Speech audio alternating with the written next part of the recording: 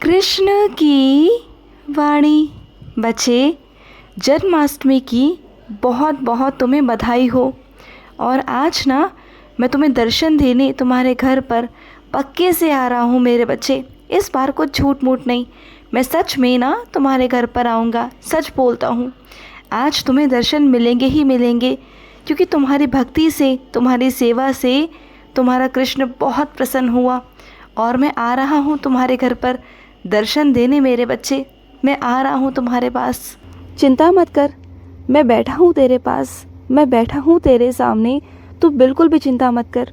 देख मेरी ओर, क्यों परेशान है? हाँ, मत परेशान हो, बिल्कुल मत हो। मैं तेरे पास ही हूँ, तेरा कृष्ण तेरे पास ही है मेरे बच्चे।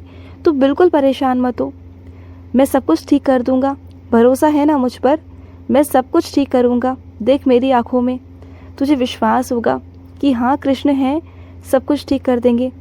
मुझे मालूम है कि चीज़ें तुम्हें बहुत मुश्किल लग रही हैं, तुम बहुत परेशान हो चीज़ों को लेकर।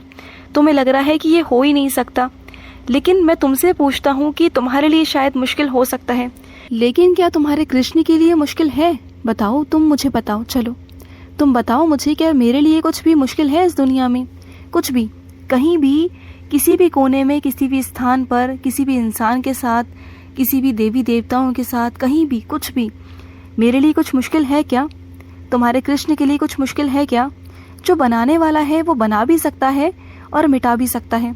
जो मैंने लकीरें तेरे बनाई हैं, अगर वो मैंने बनाई हैं तो उसे मिटा कर मैं दूसरी ज़िंदगी लिख सकता हूँ ना, तुम्हारी एक खूबसूरत ज़िंदगी, सुनहरी ज़िंदगी लिख सकता हूँ ना।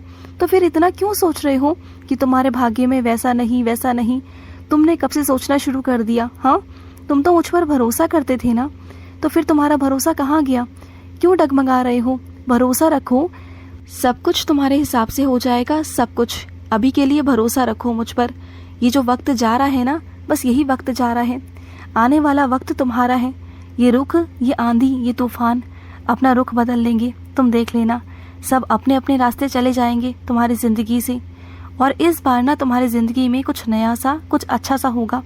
कुछ नया अध्याय तुम्हारी ज़िंदगी में जोड़ने वाला हूँ।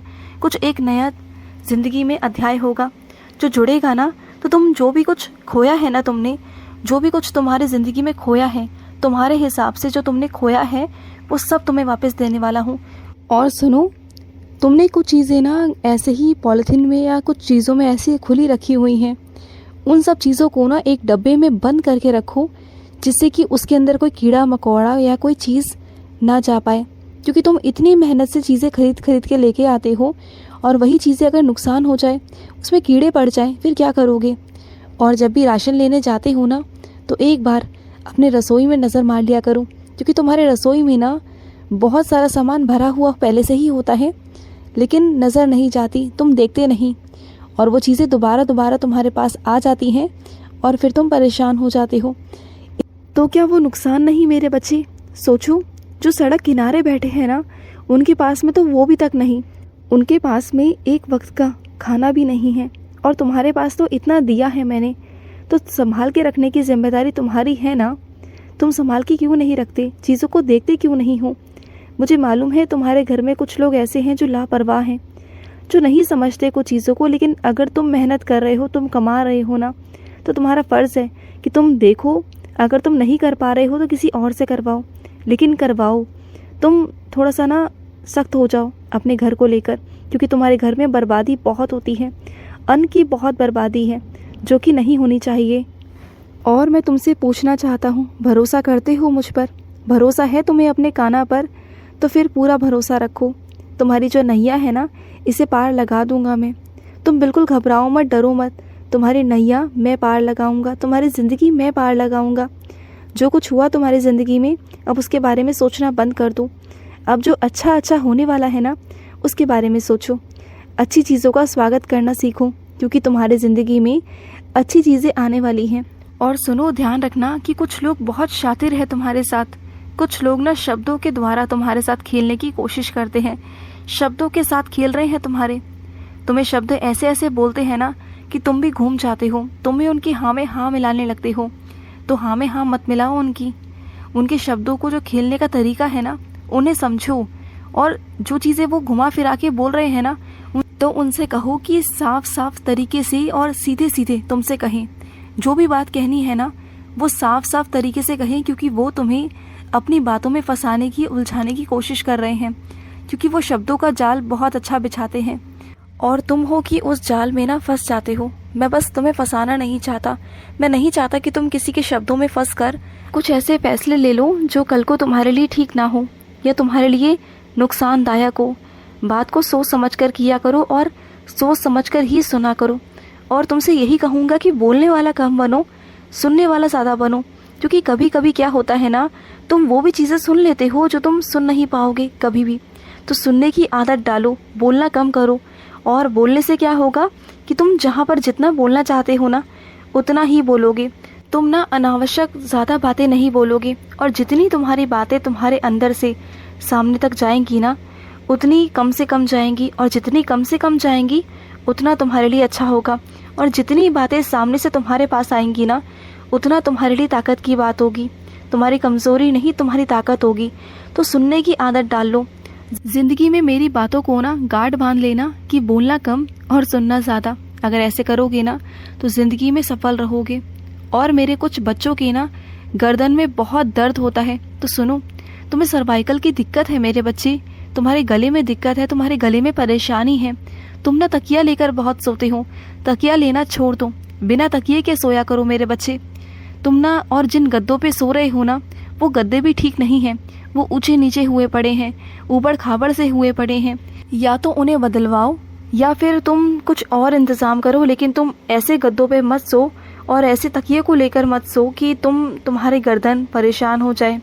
दर्द को सहना बहुत मुश्किल होता है तुम्हारे लिए, मुझे मालूम है। तो दर्द का इलाज है ना, तुम कुछ चीज़ें घर पे भी कर सकते हो। कुछ व्यायाम हैं जो तुम देख कर सकते हो, तो उन्हें भी किया करो। और व्यायाम करना तो कोई गलत चीज़ नहीं है ना, वो तो करना भी चाहिए और तुम कर भी सकते हो। पहले तुम करते थे लेकिन बीच में तुमने छोड़ दिया। ऐसा मत करो ना। घर में भी तुम चलते फिरते, उठते बैठते व्यायाम कर सकते हो ना, तो दोबारा से आदत डालो। और सुनो, अपने कार्यों को, अपने कामों को ना खुद से किया करो, किसी और पर मत टाला करो, किसी और को मत दिया करो। देखा ना, तुमने किसी और पर भरोसा कर कर किसी और को काम दिया करने के लिए, तो क्या किया उसने? सारा काम खराब कर दिया। अब सारा दोबारा से तुम्हें वो काम करना होगा, क्योंकि वो काम सही तरीके से नहीं हुआ। और देखो ना, अब वक्त भी बर्बाद हुआ और चीज़ें भी बर्बाद हुई। अब इससे अच्छा था कि तुम ही उस काम को कर लेते, तो तुम अच्छे से कर पाते। ना वक्त की बर्बादी होती और ना चीज़ों की बर्बादी होती। थोड़ा समझ आया करो ना, जिस पर तुम भरोसा कर कर काम दे रहे हो, पहले देख तो लो कि वो उस काम को करने में सक्षम है भी या नहीं है। तुम हर किसी पर भरोसा कर कर अपने काम को दे देते हो।